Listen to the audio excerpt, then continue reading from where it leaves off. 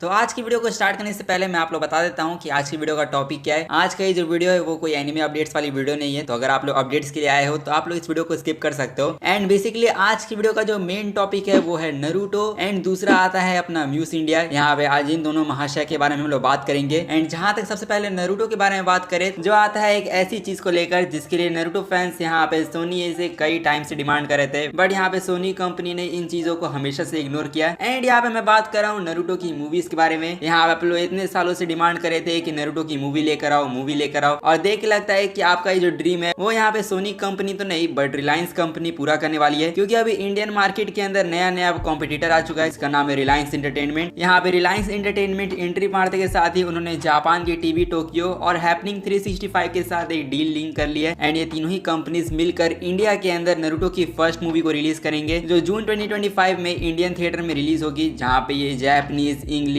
और हिंदी में रिलीज होने वाली है। जिस पर सच कहूँ तो ये एक्चुअली में बहुत ज्यादा ही बड़ी बात है। आई मीन नरूटो की मूवीज थिएटर के अंदर देखना ये यहाँ पे किसी ड्रीम से कम नहीं होगा। बट ये मूवी जून 2025 में आएगी, तो यहाँ पे इसको लेकर काफी सारे लोगों के मन में सवाल भी होंगे, जैसे क्या इस मूवी की जो डबिंग होगी क्या वो सोनी से सिमिलर होगी या फिर सोनी की कास्ट को यूज किया जाएगा। तो इसका आंसर मोस्ट लाइकली यहाँ है, जहाँ पे करेंटली जो भी डब पॉपुलर होता है उसी के कास्ट को यहाँ पे डबिंग के लिए यूज किया जाता है, ताकि ज्यादा लोगों को यहाँ पे डब से सिमिलर वाइब मिले। और हालांकि लोगों का एक मिसकंसेप्शन है जो है सोनी कंपनी को ही लेकर। यहाँ पे काफी सारे लोगों को लग रहा है कि इस मूवी को सोनी कंपनी वाले ला रहे इंडिया में, बट यहाँ पे सोनी कंपनी का नाम दूर दूर तक मेंशन नहीं है। यहाँ पे जो 3 कंपनीज के बारे में मैंने आप लोग बताया, यही 3 कंपनीज इंडिया के अंदर नरूटो की मूवी को रिलीज करी है। और जहां तक सोनी पिक्चर्स के बारे में बात करें तो सोनी पिक्चर्स वालों ने नरूटो के ऊपर ऑलरेडी गिव अप कर दिया है। एंड इसीलिए कोई भी कमेंट में जाके ये मत पूछना कि नरूटो शिपुडेन कब आएगा। तो जो कंपनी यहाँ पे नरूटो के ऊपर गिव अप कर चुकी है, तो उसको इस वीडियो के अंदर मेंशन करना ही बेकार है। तो इसीलिए हम लोग बात करें कि क्या ये मूव अच्छा है या नहीं, क्योंकि यहाँ पे रिलायंस एंटरटेनमेंट ने नरूटो की फर्स्ट मूवी को लाने का सोच तो लिया है, बट क्या ये मूवी थिएटर के अंदर चलेगी या नहीं, क्योंकि ये सिर्फ थिएटर एक्सक्लूसिव है। ये मूवी ना तो आप लोगों को टीवी पर देखने मिलेगी ना तो किसी ओटीटी प्लेटफॉर्म पर, ये सिर्फ और सिर्फ थिएटर एक्सक्लूसिव है। तो आप लोगों को इस मूवी को अगर देखना है तो आप लोग थिएटर में ही जाके देखो। उसके बाद इस मूवी का हिंदी डब आप लोगों को शायद ही किसी प्लेटफॉर्म पर देखने मिले। बट जहां हम लोग बात कर रहे थे रिलायंस के प्लान के बारे में, रिलायंस एंटरटेनमेंट का जो प्लान है वो यहाँ पे बुरी तरीके से फ्लॉप हो सकता है, क्योंकि वो लोग लिटरली नरूटो की फर्स्ट मूवी ला रहे हैं, वो भी थिएटर के अंदर, जो मेरे हिसाब से ना के बराबर ही लोग इसमें इंटरेस्टेड होंगे। आई मीन आप लोग इसके भर के जितना प्रमोशन कर दो, बट कोई भी नरूटो की 20 साल पुरानी मूवी देखने थिएटर के अंदर नहीं जाएगा। एंड जहां तक हिंदी डब ऑडियंस के बारे में बात करें तो हिंदी डब ऑडियंस इतनी ज्यादा बड़ी नहीं है। ज्यादातर हिंदी डब ऑडियंस में बच्चे आते हैं, और यहाँ पे वो बच्चे थिएटर के अंदर जाके मूवी वगैरह नहीं देख सकते, क्योंकि उनके पेरेंट्स अलाउ नहीं करेंगे। एंड जहां तक एडल्ट ऑडियंस के बारे में बात करें तो जैसे कि मैंने कहा कि नरूटो की ये 20 साल पुरानी मूवी है, जिसको यहाँ पे नरूटो की जो एडल्ट ऑडियंस होगी वो घर बैठे बैठे भी देखना पसंद नहीं करती होगी, और उनको ही आप लोग जाके बोलोगे कि अब आप लोग थिएटर में जाके ये मूवी देखो, तो यहाँ पे वो शायद इस मूवी के ऊपर पैसे खर्च करे। अब हालांकि नॉस्टैल्जिया के लिए आप लोग जा सकते हो थिएटर में देखने के लिए, बट स्टिल चांसेस काफी ज्यादा ही कम है कि ये मूवी चले। एंड आई डोंट नो यहाँ पे इन लोगों ने क्या सोचकर इस मूवी को लाने का फैसला किया। अगर वो नरूटो शिपुडेन की लास्ट मूवी ले आते तो यहाँ पे उसके चलने की थोड़े बहुत मैं चांसेस दे सकता था, क्योंकि उसके अंदर अपना बड़ा नरूटो और हिनाटा हमें सब देखने मिलती, तो यहाँ पे लोग चले ही जाते इस मूवी को देखने। बट ये मूवी एक तो इतनी पुरानी है, ऊपर से नॉन कैनन भी है, सो 20 साल पुरानी मूवी के लिए थिएटर में जाके पैसे खर्च करना, that doesn't make any sense to be honest. तो हाँ, ये जो मास्टर प्लान ये लोगों ने चलने की कोशिश की है वो यहाँ पे बुरी तरीके से फ्लॉप हो जाएगा। एंड अगर बाई चांस ये मूवी हिट हो भी जाती है तो यहाँ पे हम लोग एक्सपेक्ट कर सकते हैं कि हमें नरूटो की और भी मूवीज देखने मिले, या फिर नरूटो छोड़ो और भी एनिमे की मूवीज आ सकती है। एंड मैं तो रिलायंस एंटरटेनमेंट को यही बोलना चाहूंगा कि नरूटो के ऊपर ध्यान हटाओ, एंड यहाँ पे attack on Titan last attack movie को रिलीज करो। अगर ये मूवी रिलीज हो जाती है थिएटर में तो मैं कह सकता था कि मूवी 1 करोड़ का कलेक्शन कर लेती इंडिया में, बट नरूटो की इस मूवी के लिए मेरे पास बिल्कुल भी होप नहीं है। इसलिए मैं ज्यादा बस यही होप करूंगा कि इस मूवी को इंडिया में ज्यादा स्क्रीन मिले। नहीं तो काइजू नंबर 8 की मूवी भी इंडिया के अंदर रिलीज हुई है, एंड लिटरली इसको ना के बराबर स्क्रीन मिली इंडिया के अंदर। इवन मेरे यहाँ भी ये मूवी रिलीज नहीं हुई। हट यार, वापस से खुद को याद दिला के मैंने खुद को ही दुखी कर दिया।